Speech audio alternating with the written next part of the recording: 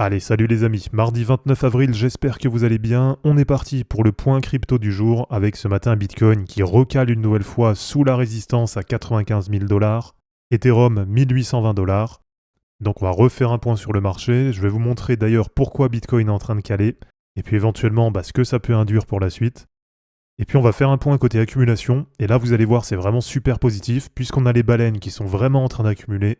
Et donc comme je vous l'ai dit plusieurs fois ces derniers jours, avec tout ça, il y a vraiment de quoi être optimiste pour la suite. Allez, comme d'habitude, si ce n'est pas encore fait, pensez à vous abonner, à liker et à commenter cette vidéo pour soutenir la chaîne. Et pour ceux qui veulent aller plus loin, pensez à cliquer sur le lien Linktree en description et à rejoindre les différents groupes privés pour bien réussir cette année 2025.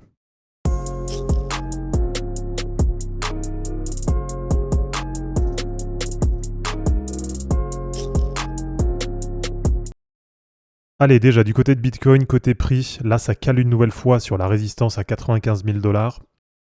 Même si on a cet objectif là qui est bien activé, qui est entre 100 000 et 102 000 $, mais malgré ça, là on voit que pour le moment ça cale un peu du côté de Bitcoin.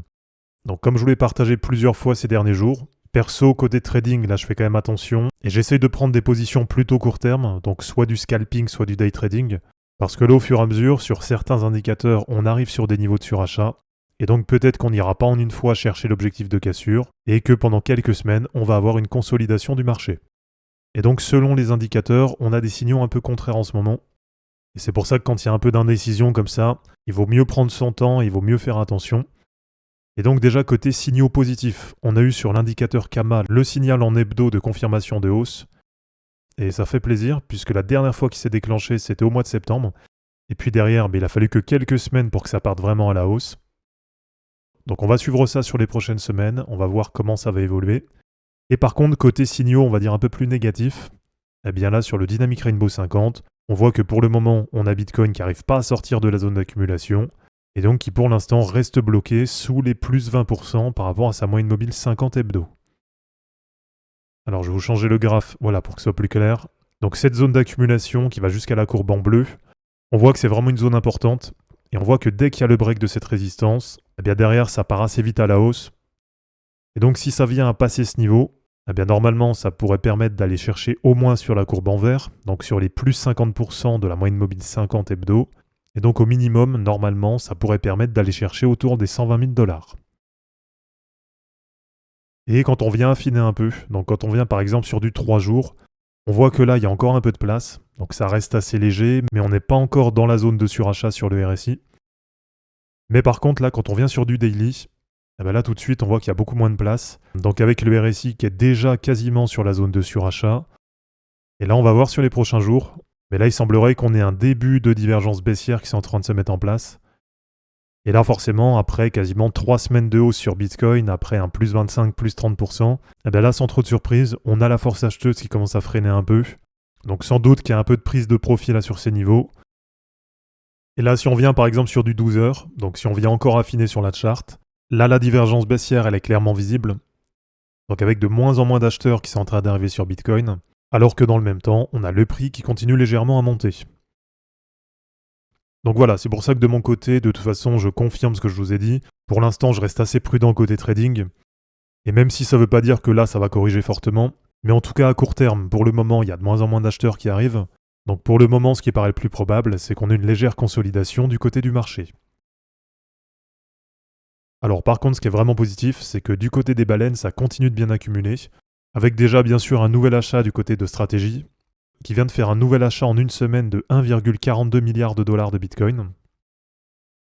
Et si on regarde sur les indicateurs on-chain, ce qui est vraiment positif, c'est que cette accumulation, elle se fait vraiment de la part des baleines. Et alors côté accumulation, quand on prend en fonction du nombre de Bitcoin qui sont détenus par adresse, eh bien déjà on voit que là, sur les adresses qui ont plus de 0,1 Bitcoin, donc là en gros c'est les adresses qui ont au minimum 10 000 $ de Bitcoin, on voit que sur ces adresses, pour le moment sur le cycle actuel, il n'y a pas de réaccumulation, et on voit que là depuis fin 2024, ça reste à peu près dans les mêmes niveaux. Ensuite si on prend les adresses qui détiennent au moins un Bitcoin, donc les adresses qui ont à peu près au minimum 100 000 $ de Bitcoin, et bien là c'est pareil, on voit que sur le cycle actuel, il n'y a pas de réaccumulation, c'est globalement sur la même tendance que pour ceux qui ont 0,1 Bitcoin. Donc là, depuis début 2025, par exemple, il n'y a pas du tout de réaccumulation, et on a à peu près 1 million d'adresses qui détiennent plus d'un Bitcoin. Et on voit que c'est aussi à peu près la même tendance sur les adresses qui détiennent plus de 10 bitcoins. Donc là, en gros, on voit que en dessous d'1 million de dollars de bitcoin en wallet, pour le moment, il n'y a pas de réaccumulation. Et par contre, quand on commence à prendre vraiment les gros portefeuilles, donc ceux qui détiennent 100 bitcoins ou plus, eh ben là, ce qu'on voit, c'est qu'il y en a de plus en plus, avec une réaccumulation qui a commencé à peu près vers septembre-octobre 2024. Donc une réaccumulation qui a commencé juste avant la dernière grosse vague haussière sur le marché. Et on voit que même là, sur les prix actuels, ça continue tranquillement à monter, donc ça continue un peu à accumuler. Et donc ça veut dire qu'on a de plus en plus d'adresses qui détiennent plus de 100 bitcoins. Et sur les adresses à 1000 bitcoins et plus, alors là c'est un peu moins visible puisque forcément il y a beaucoup moins d'adresses. Mais en tout cas, on voit que depuis début 2025, eh bien, on a de plus en plus d'adresses qui détiennent plus de 1000 bitcoins. Donc voilà, dites-moi un peu ce que vous en pensez. En tout cas, on voit que sur les petites adresses, ou en tout cas les adresses qui détiennent moins de 1 million, voire moins de 10 millions de dollars de bitcoin, eh bien pour le moment, il n'y a pas vraiment de réaccumulation. Mais par contre, sur les très grosses adresses, là on voit que ça réaccumule en masse. Donc normalement, ça veut dire que ça continue à y croire.